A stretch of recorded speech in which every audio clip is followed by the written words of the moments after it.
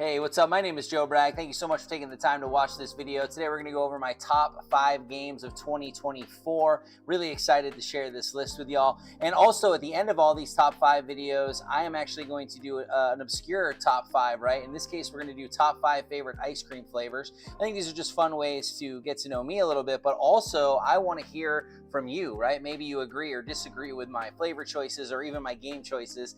Feel free to like, subscribe, and leave a comment. Would love to hear your thoughts. But without further ado, let's get started.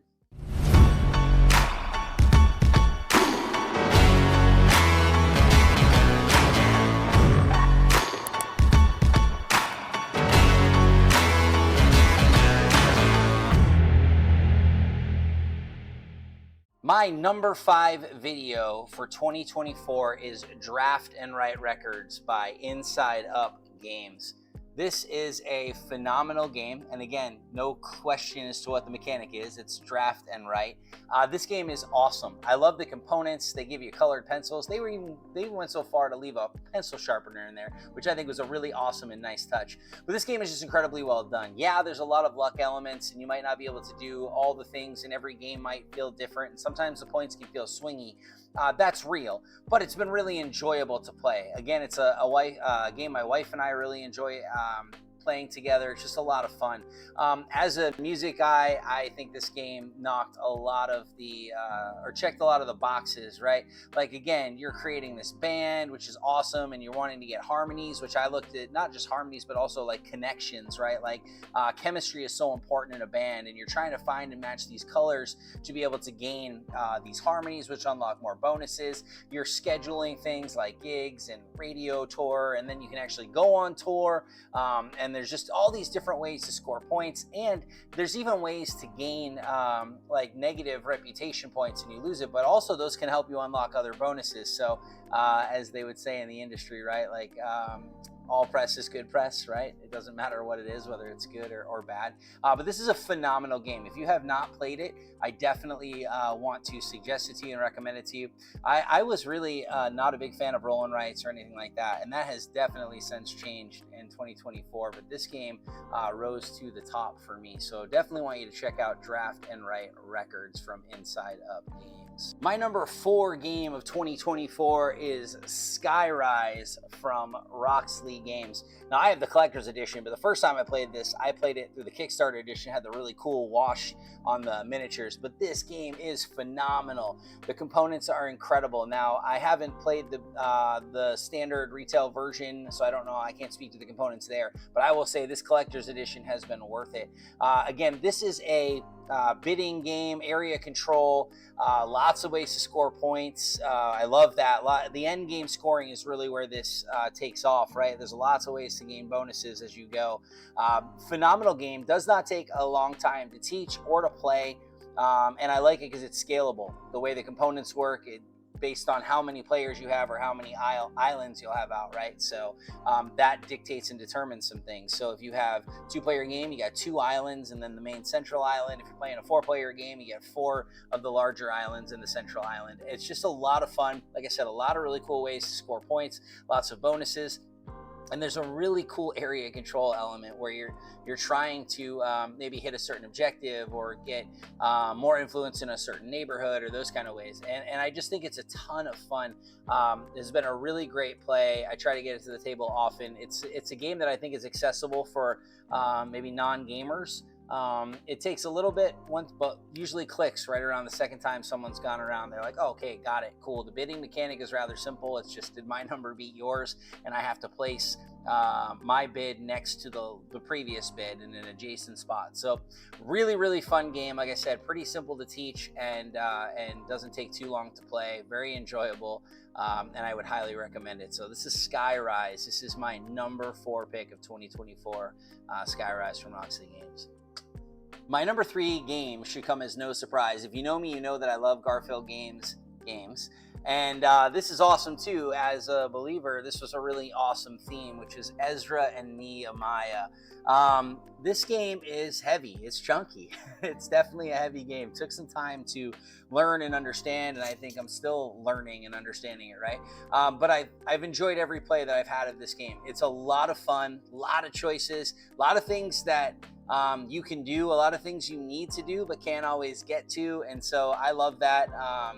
Mechanically, I think it's so much fun as far as the worker placement elements are going, and just the way that you're able to gain points. As you'll see through the B-roll, the board is massive, and you just got a lot of different options as you're trying to reconstruct the wall, right? Is Ezra and Nehemiah. That's the theme. And you're trying to build this wall around Jerusalem. It's just really, really fun. It's a great time.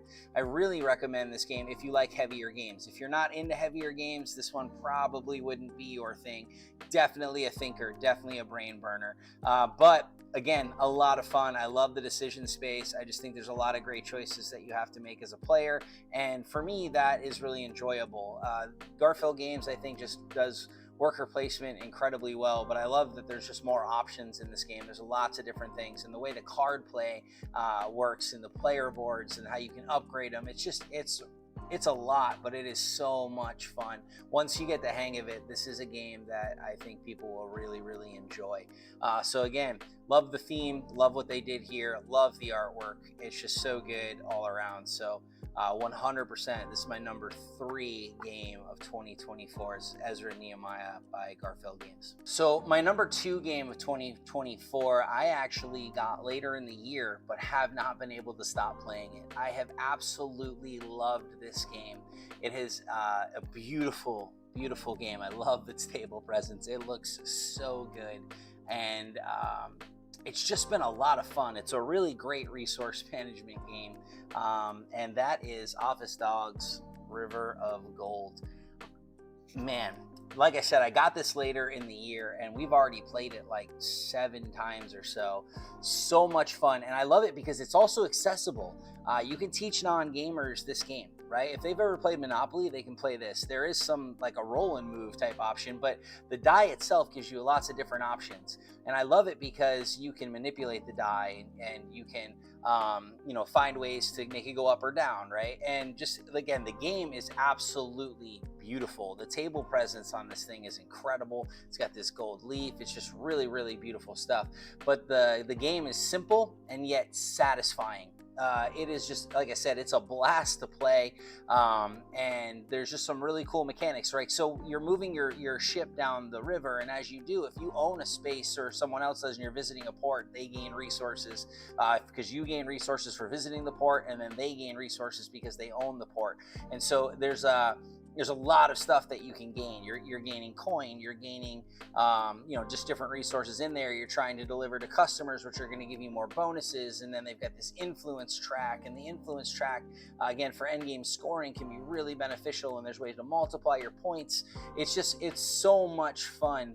And again, the decision space is great. It's simple, it's elegant, and it's satisfying. And we have gotten this to the table a lot since getting it, and it quickly jumped up on my list. We were on the Dice Tower cruise recently, and this was the first game we broke out, and we just sat down and taught some new players. Again, it teaches really quickly, and we could just sit down and get into it, and just had an absolute blast every single time I've played this. And I have yet to have anyone who's played it with us say I did not enjoy that game. I think this is a home run. It would be my number 1, honestly, if it wasn't for my number 1 game. So my number 1 game, oh man, this is a great game. I like this game a lot. I actually got to meet the designer, which was really cool, and just had a great time talking with him, and actually, was able to demo it even at this Grand Con convention that I was at for him, and just try to help out as much as I could. But this game, to me, checks all my boxes. It's got dice placement. It's got really cool woodland creatures. The art's awesome. Resource management, which I like. And it's so thinky, and it's a fantastic engine builder. And so my number 1 game of 2024 is Forges of Ravenshire. Now, I am thankful to have all the really cool bits for this game. And I just want to say it is incredible. The pieces are phenomenal. The gameplay is just so much fun. I love it because I have, you're thinking several steps ahead, which I really enjoy. It's not just, oh, I want to take this die and collect these resources. It's, I'm going to take this die, I'm going to collect these resources, but what engine am I going to plug this into, and how is it going to affect my production later, and how am I going to be able to build and complete these contracts that I have in front of me. And just going through this process, it makes the selection and each move matter, right? So again, if you're someone who suffers from AP, this game could be really intense because you are thinking through a lot of things, but it's okay. It's not bad. If turns might take longer as the game goes, that's fine. I think that's built into the game, but that's what makes it a great engine builder for me. I know that when I take a die and I plug it in, that it's gonna have some positive ramifications, but I might get stuck with a option that I don't necessarily love, but can I make that work? Right? And so it might not be the best option for me to do all the things I want to do. However, if I place that in one of these other spaces, that could unlock some other things. And so you have to think through how you want to use this die and all that kind of stuff. And I really just think in general that the game itself, even though it can lend to some AP and some of that thinkiness, it plays really smooth. It's very intuitive. It's very quick to teach. Honestly, it doesn't take a long time to teach, and people can jump right into it. Again, this is a game that every time I've gotten to the table, people have really enjoyed. I haven't had anyone tell me otherwise. I think this game is really well done. It's Forges of Ravenshire by BA Games. Would definitely recommend checking this one out. I would probably put this into the midweight category. Again, it's not overwhelmingly complex, but the decision-making space is, it can be challenging. It can be, because you want to make sure that you're really maximizing your turn and making the most of it. And I think that's great. Again, I think there's a lot of variability and replayability in this game. It's just so much fun. And so again, I really want to recommend Forges of Ravenshire. I've had a blast playing this game. It's a game that I try to get to the table as often as possible. As many people will play with me, I will sit down and teach it. Really enjoy it. So again, that was my top 5, and topping out at number 1 with Forges of Ravenshire from BA Games. So now on to this bonus list. And this bonus list is my top 5 ice cream flavors. Maybe you're not an ice cream person. I am sorry. I really wish you would be. But here are my top 5. And you might completely disagree with these and think that I'm out of my mind, but that's okay. Maybe you agree with them and think, wow, you really knocked it out of the park. That's also my top 5 ice cream flavors. I'm not going to waste any time here. My number 5 is vanilla bean. Man, oh man, I love a good vanilla. When vanilla is done right, it is so good. And I think it is it's often probably not going to show up on people's top 5s, but I'm telling you, when vanilla ice cream is done well, it is fantastic. My number 4, cookies and cream. Again, there are bad cookies and creams out there. There are good cookies and creams. Honestly, I don't really care. I'll take it any way it comes. I thoroughly enjoy cookies and cream ice cream. Absolutely good, especially when you get that big chunk of an Oreo. It's just so satisfying, so delicious, and just incredible. My number 3 is an ice cream that I cannot find anymore, and it saddens me. I used to live in Vermont, and if you know anything about Vermont, you know Ben and Jerry's, right? Burlington, Vermont, Ben and Jerry's. They're kind of synonymous. So we would get some really cool flavors out there.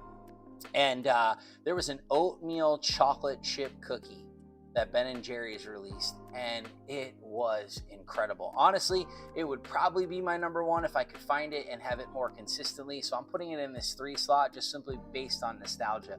Every bite of that ice cream was phenomenal. So good. Everything you'd want out of an oatmeal chocolate chip cookie.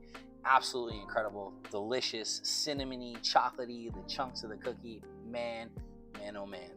So good.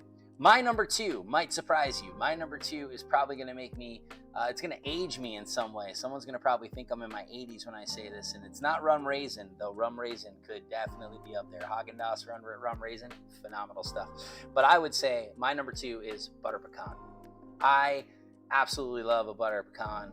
When it is done well, it is so good. Again, Haagen-Dazs makes a really good butter pecan, but I am not overwhelmingly picky concerning my butter pecan ice creams. But it is just a flavor that works for me. I love the flavor of the ice cream itself, but then also just the texture that the pecans bring.